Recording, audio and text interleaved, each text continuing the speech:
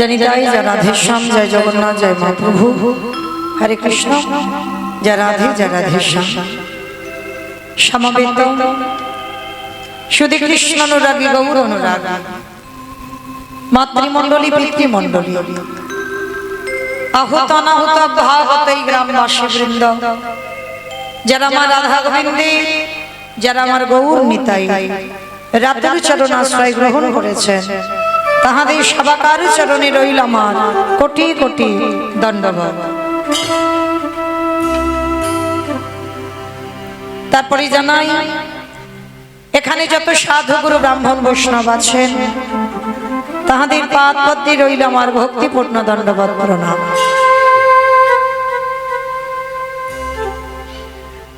তারপরে জানাই বাবা, আমি আমার পিতামাতার চরণে, আমার শিক্ষা গুরু দীক্ষা গুরুর চরণে অনন্ত কোটি কোটি দণ্ডবত প্রণাম। তারপরে যাদের কথা না বললে বাবা সব থেকে বড় ভুল হবে, সব থেকে বড় অপরাধ হবে, যে কমিটি দাদা ভাই বাবা ঠাকুর ভাইদের ঐক্লান্তিক প্রচেষ্টা, যাদের উদ্যোগে আজকের মহতি নাম যজ্ঞানুষ্ঠান, আমার মতো অধম কীর্তনিয়া মৌমিতা ঘোষ কীর্তনের প্রারম্ভে তাদের চরণে সর্বাগ্যে জানালাম কোটি কোটি দণ্ডবত প্রণাম। আর যারা আমার থেকে বয়সে ছোট, তাদের জন্য রইল আন্তরিক শুভেচ্ছা, ভালোবাসা, অভিনন্দন। পরবর্তী দিনে যেন যুব সমাজ সবাই আগিয়ে আসে মহাপ্রভুর এই হরি নাম সংকীর্তনে। কারণ যে যাই করি না কেন বাবা, এটা আমি আমার ব্যক্তিগত মতের কথা বলছি, যত বড় বড় কীর্তনীয় আসুক না কেন, প্রতিটা কীর্তনিয়াকে একটাই কথা বলতে হবে, কীর্তনের প্রারম্ভে সর্বাগ্যে আমার কমিটি দাদা ভাইদের প্রণাম দিতে হয়। কেন না? তারা জেনেছে, তারা বুঝতে পেরেছে বাবা এটা কলিযুগ, আর কলিযুগে যাগযজ্ঞ নয়, ব্রত পূজা নয়, ধ্যান তপস্যা নয়। চৈতন্য মহাপ্রভু বললেন, হরিরি নাম হরিরি নাম হরিরি নামৈব কেবলম কলমাস্তে নাস্তে নাস্তে গতিরান্যথা।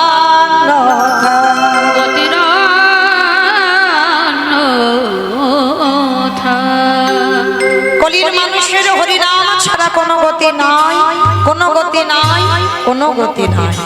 একমাত্র ভব পারাপারের সম্বল হলো বাবা এই হরিনাম সংকীর্তন।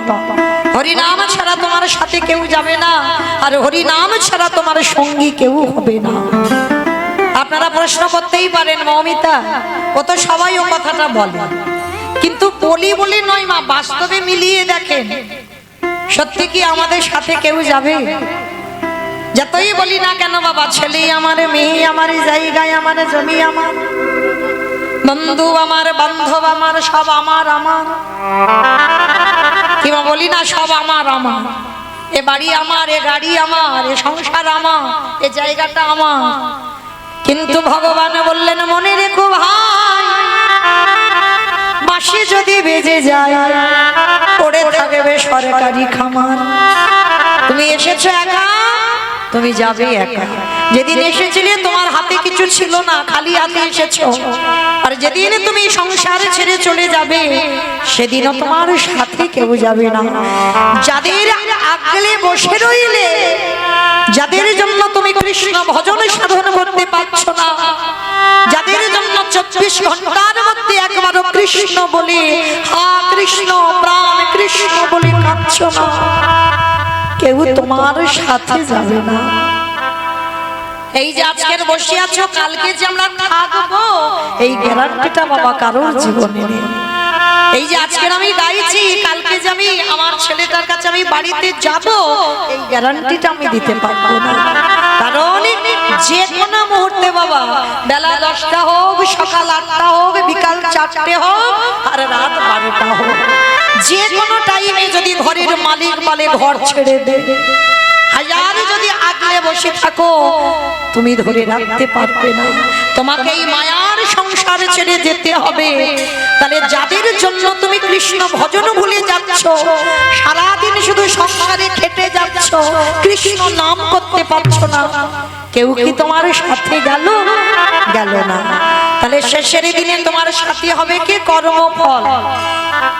কতদিনে সাধু সঙ্গ করলে, কতদিনে ভক্ত চরণে আশ্রয় করলে, কতদিনে তুমি গুরু চরণে আশ্রয় করেছো, কতদিন যাবত তুমি একাদশীর উপবাস করছো, এই ভালো ভালো সুকর্মগুলো তোমার সাথে যাবে। তবে বাবা আমি মৌমিতা একটা গ্যারান্টি দেব, আর একজন আমাদের সঙ্গী হবে। কে জানো? শেষের দিনে জানি না আপনাদের এই মানিকনগরে নিয়ম আছে কিনা, তবে আমার ডায়মন্ড হারবার এলাকায় নিয়ম আছে। মানুষের মৃত্যুর পর দুটো জিনিস তাকে ভাড়া করতে হবে, অন্যান্য কিছু নয়, দুটো জিনিস করতে হবে। কি? এক হলো খোল আর এক হলো করত। যখন দেহটাকে বের করবে না বাবা, হরিব, এই আমিটা কিন্তু মৌমিতা নয়, একটু আস্বাদন করবে বাবা। আমিটাকে যদি চিনতে পেরে যাও তাহলে তোমার জীবনে কোনো কষ্ট হবে না। আমিটা তো মৌমিতা নয়। আমিটা যদি মৌমিতা হতাম বাবা, আমার মৃত্যুর পর যখনই আমার দেহ থেকে প্রাণটা চলে যাবে, আত্মীয় পরিজন যখনই দেখতে আসবে, এসে বলবে হ্যাঁ রে, এখনো মরা দেহটা ভিতরে রেখেছিস, বের করে দে। একবারও কেউ বলবে না যে মৌমিতার দেহটাকে ভিতরে রেখেছিস, বের করে দে। তাহলে আমি যখনই আমার দেহ থেকে আমিটা চলে গেল, তাহলে বাবা আমার নামটাও চলে গেল, মরা হয়ে গেল। তাহলে নামটা আমি নয়, আমার মধ্যে আমি বস্তুটা যার আছে তার কোনোদিন মৃত্যু হয় না। এক দেহ ত্যাগ করে আর একটা দেহ ধারণ করে মাত্র। তাহলে আমিটা তো মরবো না, এটা যে জেনে যায় বাবা, তার শোক হয় না, সে শোকে পড়ে থাকে না, সে পাগলের মতো কেঁদে বেড়ায় না। এই জীবাত্মা পরমাত্মাকে আগে জানতে হবে। তো আজকে শেষের দিনে আমাদের সাথে যাবে কর্মফল, আর ওই মরা দেহটাকে বের করবে, বলবে না বলো হরি হরি বল, বলো হরি হরি বল। ভালো করে ভেবে দেখেন মা, দুর্গা পূজা, কালী পুজো, লক্ষ্মী পুজো, যে কোনো পূজা হয়, যেদিন বিসর্জন হয় সেদিন বাবা বড় বড় ধুমধাড়াক্কা ডিজে বাজনা বাজে। কি মা তোমাদের গ্রামে হয়? পূজার বিসর্জনের দিন বাজনা বাজে, নাচানাচি হয়? এখানেও হয়? বেশ, আমি ভাবলাম আমার এলাকায় বুঝি হয়, তার মানে সব জায়গায় হয়। তাহলে এইগুলো বাবা চেতনা, ভালো করে ভেবে দেখে, সেটা তো মা। তাহলে মাকে যখন জলে ফেলতে যাচ্ছ, তুমি ধুমধাড়াক্কা নাচানাচি করছো, ডিজে বাজনা বাজাচ্ছ। আর যেদিন আমাদের দেহটা বিসর্জন হবে, সেদিন কি একটা লরিতে করে বাবা ডিজে বাজনা বাজালে হতো না? হওয়ালে হতো। তাহলে হওয়াচ্ছি না কেন? এই জায়গায় আমার চৈতন্য মহাপ্রভু শিক্ষা দিলেন, ওরে কলিজি ভালো করে পিছনে চেয়ে দেয়, এলি খালি হাতে যাচ্ছিস খালি হাতে। তাহলে সাথে গেল কে? কর্মফল। আর কি যাচ্ছে? যাত্রা, নাটক, ফাংশন, থিয়েটার কিছু গেল না। তাহলে গেল কে? এই হরি নামে যাবে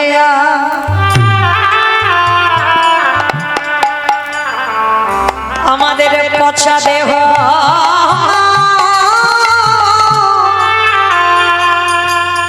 দেখো যা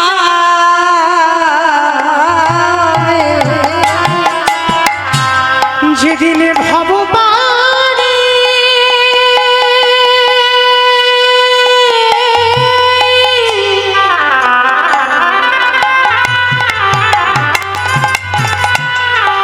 যেদিন ভববানে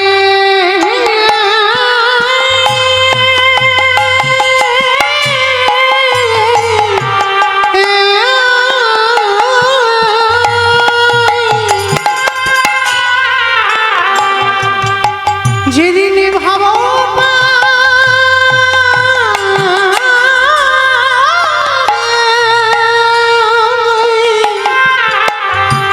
তুমি চলে যাবে,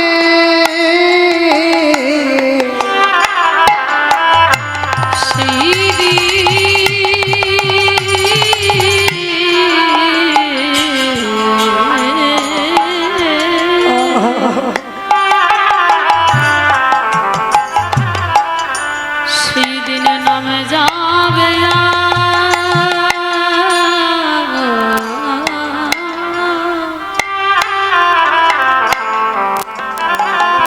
এই পচা দেহ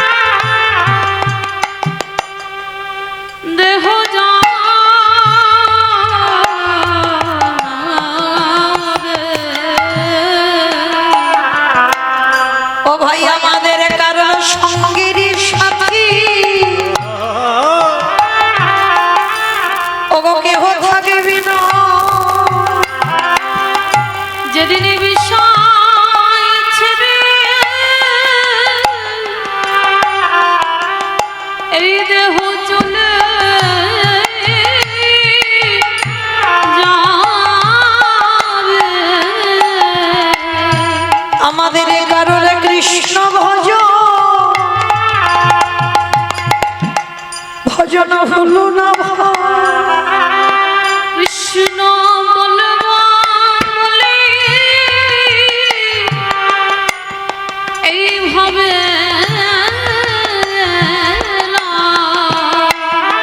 সবাই আমার মায়ার বাঁধুনি বন্দি হলো সবাই আমার করে আমরা শুধু এলাম খেলাম ভব ছেড়ে চলে গেলাম একেবারে হরি বলি নানা কাঁদলাম না রে। আমরা সবাই বিষয় আশায় ডুবে রইলাম আমাদের হরি ভজন হলো না রে। দয়াল আমার মতো পাপি আর কেউ না তুমি আমার কেশে ধরে টেনে নিও দয়াল পার ঘাটাতে দাঁড়াই রইলাম তুমি জানো চরণ ছাড়া করো না দয়া তোমার ওই চরণে সব সপিলাম আমার জাতি গুলো মান গুরু গৌরা দয়াল আমার বলতে কিছু রাখি না ওকে কিছু রাখি না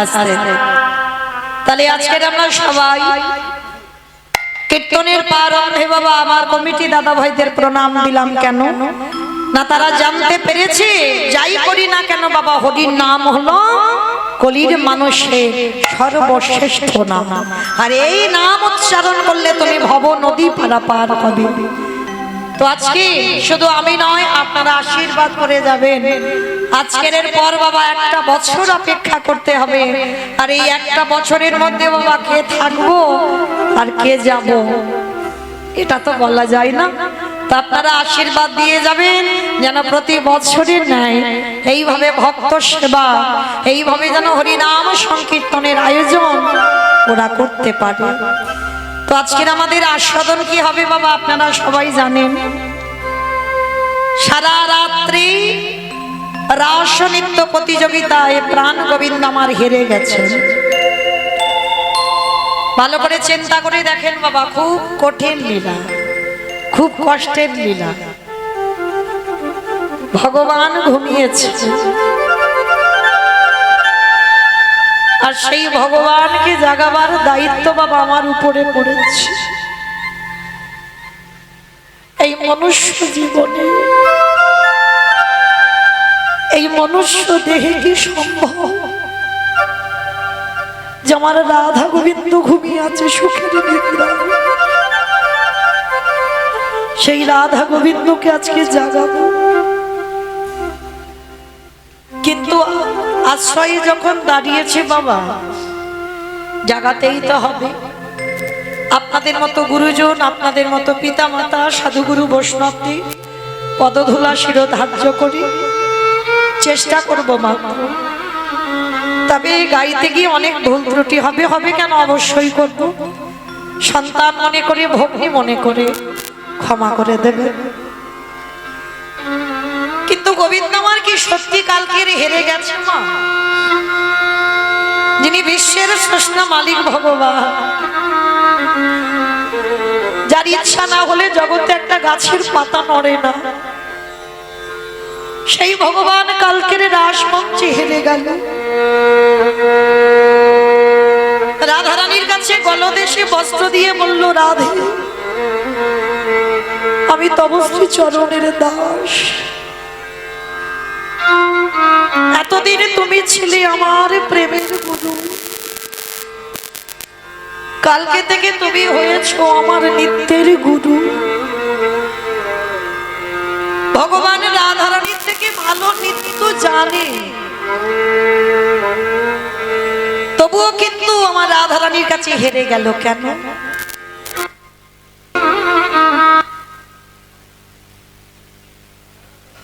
একটাই কারণে হেরেছে, কারণ এই জগতের সংসারে বাবা ভগবান সর্বদাই একটাই কথা বলে, আমা হতে নাম বড়, নাম হতে ভক্ত বড়, ভক্ত হতে ভক্তের পদধূলা আরো বড়। তাহলে এই জগতের সংসারে ভক্তের মান বাড়াবার লাগে, ভক্তকে বড় জায়গা দেবার জন্য ভগবান কাল রাত্রিবেলা নিজে থেকে হেরে গেছে। হেরে গিয়ে জগৎকে দেখালো যে জগৎ ভালো করে দেখে নাও, আজকে আমার থেকে ভক্ত কত উপরে। কারণ ভগবান বারবার বলেছে আমি ভক্ত চরণ বড় ভালোবাসি। হ্যাঁ, ভগবান এতটাই ভক্তকে ভালোবাসে, তার প্রমাণ দিয়ে গেছে বাবা মহাভারতে রাজস্বই যজ্ঞে। ভালো করে আস্বাদন করেন কতটা আমার ভগবান ভক্তকে ভালোবাসে। মহাভারতে যুধিষ্ঠির মহারাজ করেছিল রাজস্বই যজ্ঞ, আর এই রাজস্বই যজ্ঞে বাবা ভগবান কৃষ্ণ সবাইকে দায়িত্ব দিয়েছিল। আর সবাইকে যখন একটা একটা করে, যেমন যজ্ঞ করতে গেলে তো বাবা একটা দুটো কাজ নয়, অনেক কাজ, অনেক লোকের দরকার, তো ভগবান কৃষ্ণ সবাইকে একটা একটা করে দায়িত্ব দিচ্ছেন। আর ভগবান কৃষ্ণ হেসে যেই না দাঁড়িয়ে আছে, যুধিষ্ঠির মহারাজ হেসে বলল, কৃষ্ণ কৃষ্ণ তুমি তো সবাইকে দায়িত্ব দিচ্ছ, তুমি নিজে কোনো দায়িত্ব পালন করবে না? ভগবান হেসে বলেছিল, সে কি যুধিষ্ঠির দাদা, আমি তো সবাইকে একটা করে কাজ দিয়েছি, আর তুমি কি জানো আমার জন্য আলাদা করে দুটো দায়িত্ব ফেলে রেখেছি?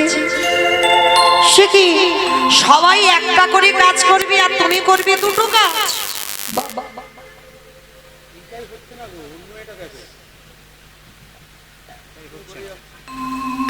বলে হ্যাঁ আমি দুটো কাজ করব। কি কি কাজ?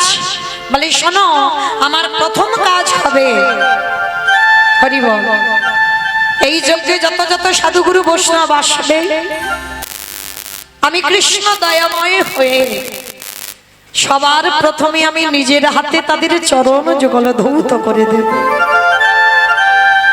ভালো করে বিচার করবেন মা, শুধু কীর্তন শুনলে হবে না, একটু তলিয়ে ভিতরে যেতে হবে। ভগবান যিনি বিশ্বের স্রষ্টা মালিক ভগবান, তিনি আজকে রাজস্বই যজ্ঞে পা ধোয়ার দায়িত্বটা নিয়েছেন। শুধু পা ধোয়া নয়, আরো কাজ নিয়েছে। এই যে ভগবান শুধু পা ধোয়াচ্ছে না, আর একটা কাজ কি করলো না, যত যত ভক্ত এসে বাবা প্রসাদ পেয়েছিল, আমার কৃষ্ণ দয়াময় ওই প্রসাদের পাত্রগুলো নিজের হাতে তুলে নর্দমায় ফেলেছিল। কিন্তু এখানে আমাদের প্রশ্ন, ভগবান হয়ে বাবা তিনি পা ধোয়াচ্ছে কেন? কি বাবা, ভগবান তো সাধারণ কোনো মানুষ নয়, সে মনে করলে একটা সেকেন্ডে পৃথিবীটাকে লয় প্রলয় করে দিতে পারে। তাহলে সেই ভগবান আজকের পা ধোয়ার দায়িত্বটা নিয়েছে কেন? এমনি এমনি পা ধোয়ালো না বাবা। কেন পা ধোয়ালো জানো? যুগ ধর্ম প্রবর্তক নাম সংকীর্তন, চারি ভাব ভক্তি দিয়া নাচাইন ভুবন, আপনি ভক্ত ভাব করি অঙ্গীকার, আপনি না করলে ধর্ম জীবের শেখানো না যায়, আপনি আচরি ধর্ম জীবের শিখায়, এই তো সিদ্ধান্ত গীতা ভাগবতে গায়। এই মতো কলিকালে প্রথম সন্ধ্যায় অবতীর্ণ হলেন কৃষ্ণ, আপনি নদী আয়। তাহলে বিশ্বের শ্রেষ্ঠ মালিক ভগবান আজকে নিজে আচরণ করে জগৎকে শেখালো, ওরে জগৎ আমি নিজে ভগবান হয়ে ভক্তদের চরণ ধোয়াচ্ছি, তোরাও আমাকে দেখে শেখ। বাড়িতে যদি গুরুজন আসে, সবার আগে মা পা ধোবার ব্যবস্থা করতে হবে। আগেকার দিনে নিয়মগুলো ছিল, আর এই আমাদের মতো মেয়েরা বাবা আমরা সব গন্ডগোল করে ফেলবো, বিশ্বাস করতেই চাই না। কিন্তু যে কজন আছেন চরণ ধরি আমি বলে যাই, চেষ্টা করবেন বাবা, বাড়িতে যদি গুরুজন আসে সবার আগে নিজের হাতে তাদের চরণ যুগল একটু ধৌত করে দেবে। অনেক মায়েরা প্রশ্ন করবেন, মৌমিতা সাধুগুরু বৈষ্ণব যদি না পাই, গুরুদেব দেহ রেখেছেন, গুরুদেবও বেঁচে নেই, তাহলে? তাদেরও ব্যবস্থা করেছেন ভগবান। কি করেছে জানো? যদি যাদের ঘরের বাবা মা জীবিত আছে বা শ্বশুর শাশুড়ি জীবিত আছে, যারা হারিয়ে ফেলেছো বাবা, মরার আগের দিন পর্যন্ত কাঁদলে তো আর পাবো না, যাদের আছে বাবা মা বা শ্বশুর শাশুড়ি, চেষ্টা করবে। আমার কথা নয়, ভগবান কৃষ্ণ তো সুদামাকে বলেছিল, সুদামা এই পৃথিবীতে সব থেকে বড় গুরু হলো যে যার ঘরের বাবা মা।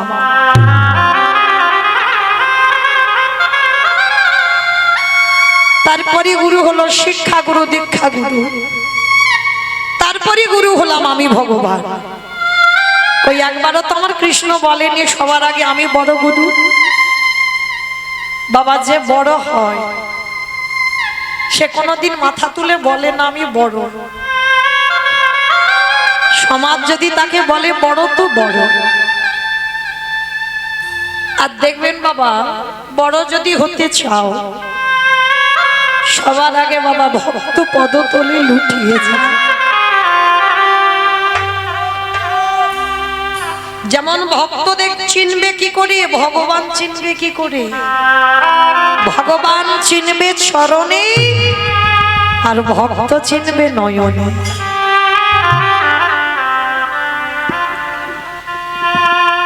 ভক্ত যারা হবে বাবা, আহামরি চেহারা হয় না। ভালো করে লক্ষ্য করবেন, শ্রীরূপ সনাতন ভট্ট রঘুনাথ শ্রীজীব গোপাল ভট্ট দাস প্রভু, এই ছয় গোসাইয়ের পরিচরণ বন্ধ, যাহা হইতে বিঘ্ন নাশ অভীষ্ট পূরণ। নামাচার্য হরিদাস ঠাকুর চেহারাগুলো দেখেছি।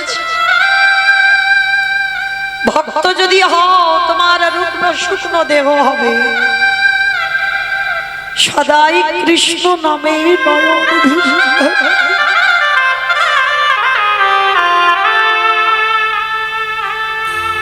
একবার কৃষ্ণ নামে যার হৃদয়টা দুলে ওঠে, ভক্ত চিনবে ভক্তির নয়নের দিকে তাকালে, যে সর্বদা কৃষ্ণ নামে ভেসে যায়। ত্রিনাদপি শুনিয়েছিল তরুরিব সহিষ্ণু না, অমানিনা মানদেন কীর্তনীয় সদা।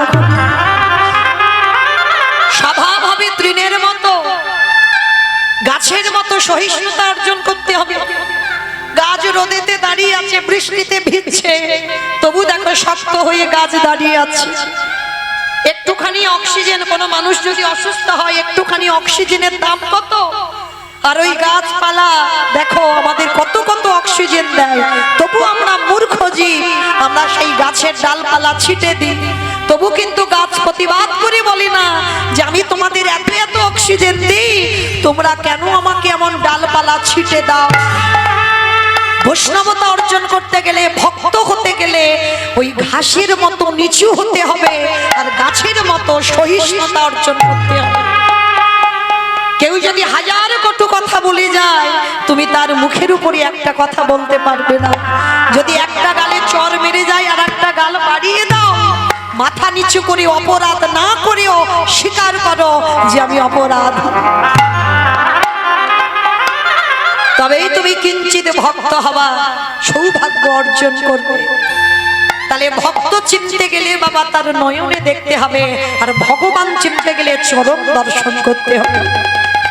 তো আজকে সেই বিশ্বের স্রষ্টা মালিক ভগবান সুদামাকে বলেছিল, পৃথিবীর মাটিতে সব থেকে বড় গুরু হলো যে যার ঘরের বাবা মা। আমার কথা নয়, আমার কথা বিশ্বাস করতে হবে না। যেতে হবে না নবদ্বীপ, যেতে হবে না বৃন্দাবন, হরিদ্বার, দক্ষিণ ভারত, পশ্চিম ভারত, কুম্ভ মেলায় কোথাও যেতে হবে না। একবার জীবিত ভগবানকে বছর অন্তর সেবা করো। আর জীবিত ভগবান যে কথা বলতে পারে, যে খেতে পারে, তাকে সেবা করো। মাটির মূর্তি সেবা করো, পাথরের মূর্তি সেবা করো, পিতলের মূর্তি সেবা করো, ভালো ভালো খেতে দাও, খায় না, কথা বলে না, তাকে তুমি সেবা করছো। বছরান্তর দুর্গা পূজা, কালী পুজো সব পুজো করছো, ওই জীবিত ভগবানকে বছরান্তর একবার পূজা করো। এটা মনুষ্য জীবনে কর্তব্য বাবা, যে বছরান্তর একবার বাবা মাকে আসনে বসাও। আমরা হিন্দু ধর্মের মানুষ, সনাতন ধর্মের মানুষ, বাবা মার চরণ যুগল ধৌত করে, বাবা মার চরণে একটু পুষ্প নিবেদন করে, বাবা মাকে প্রণাম করে, একটু নিজের হাতে বছরান্তর একবার যত্ন করে বাবা মাকে খাইয়ে দাও। যদি তোমার চরিত্র এমন হয়, ভগবান বলছে তাকে কোথাও যেতে হবে না, তাকে কৃষ্ণ বলতে হবে না, আমি কৃষ্ণ দয়াময়, সারা জীবন সেই ভক্তের দরজায় বন্দী হয়ে যায়। তাই বাবুর প্রেমানন্দে করিব। তাই তো আমার ভগবান কৃষ্ণ রাজস্বই যজ্ঞে আজকের পা ধোয়ার কাজটা করছে। কেন? নিজে আচরি ধর্ম জীবেরই শিখায়, সবাইকে চৈতন্য দান করছে ভগবান। শুধু পা ধোয়ালো না, আর একটা কাজ, ভক্তরা প্রসাদ পেয়েছে। যেমন কালকে কত ভক্ত প্রসাদ পাচ্ছে, কত অন্ন ব্যঞ্জন তৈরি হয়েছে, জানি না বাবা কারা পাতাগুলো গুড়িয়েছে। যদি তাদের কানে যায় আমার এই আওয়াজ, যারা ওই এঁঠো পাতাগুলো গুড়িয়েছে তারা নিজেরা জানে না কি অমূল্য সম্পদ তারা কাল পেয়েছে। কারণ আমার ভগবান কৃষ্ণ ওই কর্মটা রাজস্বই যজ্ঞে করেছিল। শুধু পাতাগুলো ফেলেনি, আরো একটা কাজ করেছিল। যেখানে পাতাগুলো ফেলছে না, ভক্তরা প্রসাদ পেয়েছে, এঁঠোগুলো পাতাতে লেগে আছে, কৃষ্ণ দয়াময় আড়ালে গিয়ে ওই পাতা থেকে এঁঠো তুলে কৃষ্ণ আমার সারা গায়ে মাখছে। মুঝে ভক্তে তাই বাবুরা হরি বল, হরি বল, হরি বল।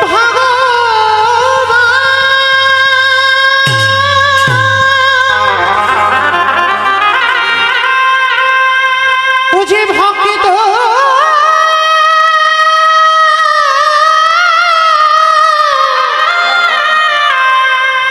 ভক্ত ছাড়া কিছু জানে না,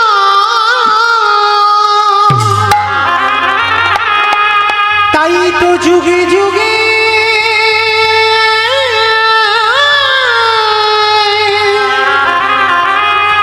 ও যে ভক্তের কাছে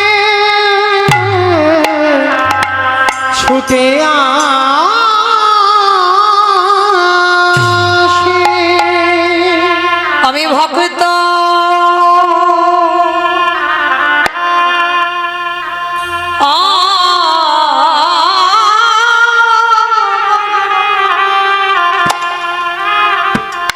আমার ভালো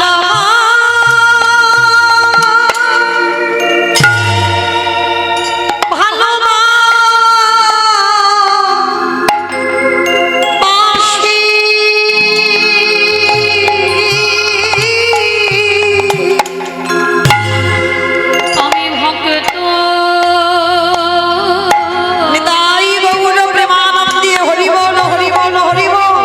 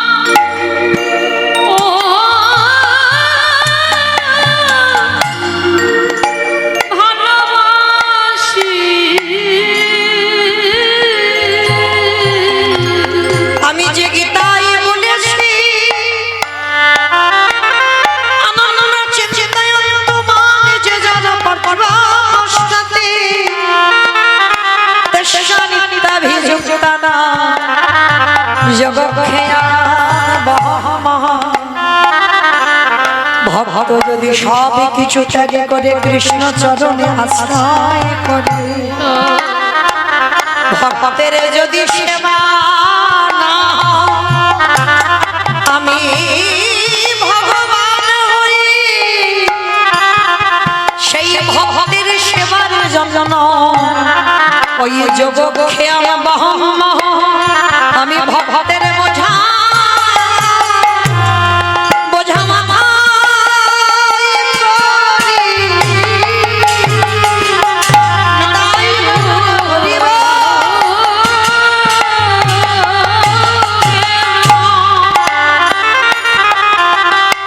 প্রতি যুগে যুগে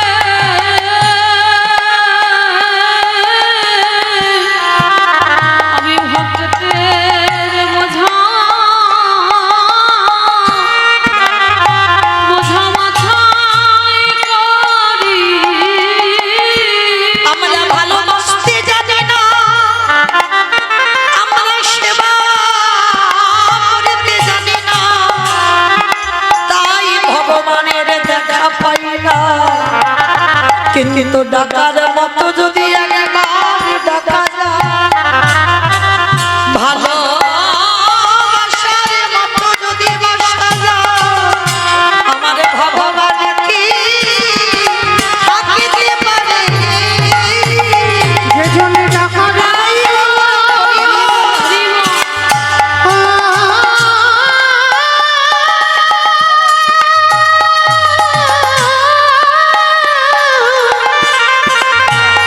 যে জন্য টাকার মতো ডাকিতে পারে। আমার ভগবান কি বলো থাকিতে পারে। ভালোবাসতে জানি না, তাই তো ভগবান পাই না। যেদিন প্রহ্লাদের ওই মুখে মা বিষের নাড়ু তুলে দিল, যখন কারাগারের মা যেখানে আমার কৃষ্ণ দয়াময় ওই বিষের নাড়ু নিয়ে বিষটা নিজে খেয়ে নিয়ে ওই অমৃত ভক্তির বদনে তুলে দিল। হিরণ্যকশিপুর জানে যে প্রহ্লাদের মৃত্যু হয়েছে, কারণ ওই কালকুট বিষ খেলে কোনোদিন কেউ বাঁচে না। এইবার হিরণ্যকশিপুর যে প্রহরী পাহারা দিচ্ছিল তাকে ডাক দিয়েছে, প্রহরী হরি বল, একবার গিয়ে দেখে আয় আমার প্রহ্লাদ মরেছে কিনা। যেই না হিরণ্যকশিপুর প্রহরীকে ডাক দিয়েছে, প্রহরী নিজের চোখে দেখে এলো প্রহ্লাদ ওই কারাগারের মাঝখানে এক জ্যোতির্ময় পুরুষ প্রহ্লাদের হাত থেকে নাড়ুটাকে সেবা করে বাইরে অমৃতটাকে প্রহ্লাদের বদনে তুলে দিচ্ছে। সেই রূপ দর্শন করে ওই প্রহরী হিরণ্যকশিপুরকে বলল, মহারাজ আজ থেকে তোমার এই কর্ম আমি করব না। কেন? আজ আমি কারাগারে যে রূপ দর্শন করলাম, কারণ স্বয়ং ভগবান ওই প্রহ্লাদের নাড়ুটা নিজের মুখে সেবা করিল। আমি ওই প্রহরী হয়ে নিজে চোখে দেখলাম। হিরণ্যকশিপুর প্রহরীর কাছে করজোড়ে করে বললেন, প্রহরী একেবারে গিয়ে দেখে আয় ওই নাড়ুর কোনা যদি একটু পড়ে থাকে, ওরে একেবারে একেবারে আমায় দে রে। তোর চরণ ধরে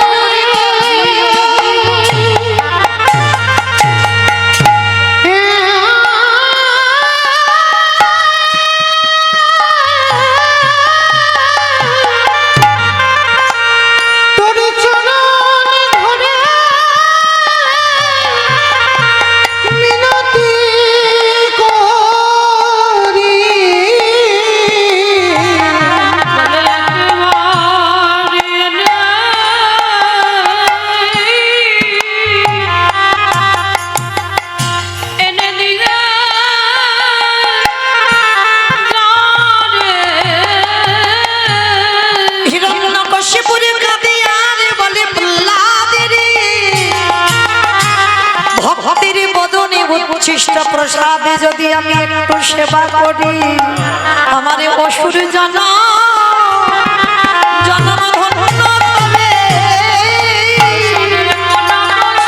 তাই বলল, হরি বল, হরি বল।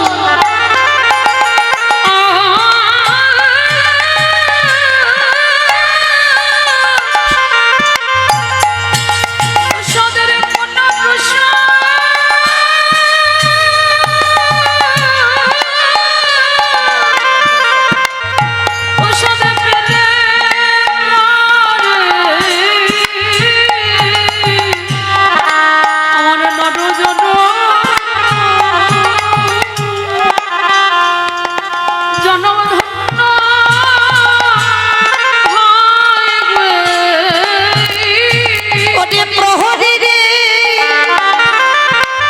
ওই প্রসাদে যদি আমি সেবা করি, আমারই অসুর জনম থেকে আমি মুক্তি পাবো। কিন্তু ভগবানের কাছে কেঁদে বলি, হে দয়াময়, আমার প্রহ্লাদের মতোই অনুরাগী আমি কেন হলাম না? আমার কেশে ধরে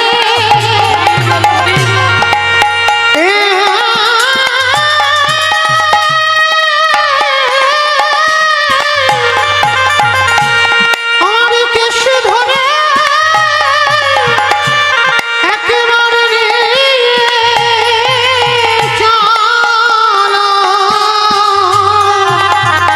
এমন অনুরাগী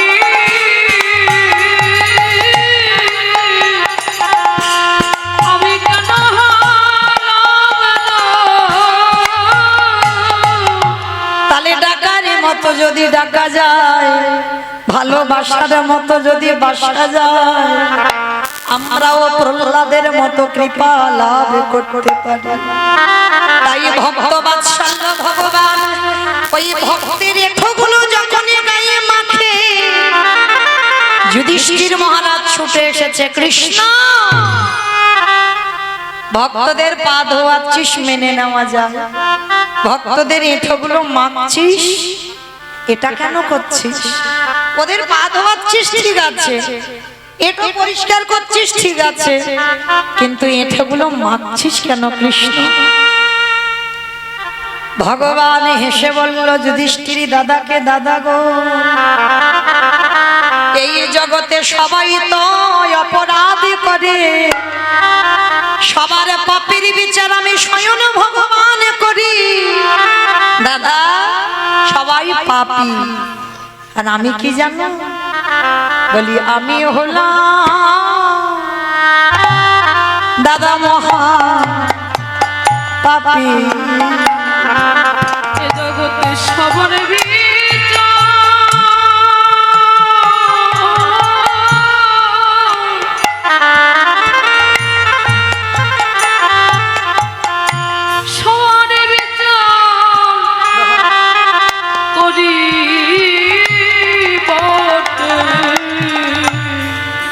আমার মতো পাপী